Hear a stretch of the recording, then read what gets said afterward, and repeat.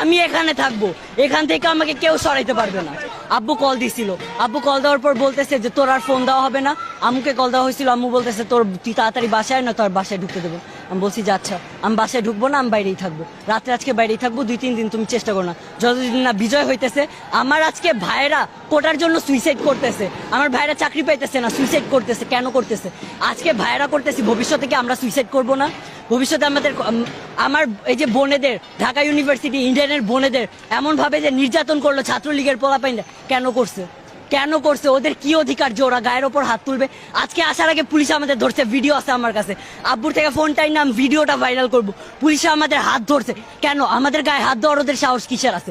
পুরাটা বিশ্বকে জানাই দেন, এই যুদ্ধ চলবে চলবে চলবে যতদিন না আমরা জিততেছি। আমি Tanmoy Kumar model high school খিলগাঁওয়ের এবারে 10ম শ্রেণী থেকে মানে এসএসসি দিয়ে বের হইলাম। কবি নজরুলের ফার্স্ট ইয়ারের স্টুডেন্ট, অ্যাডমিশন নিলাম।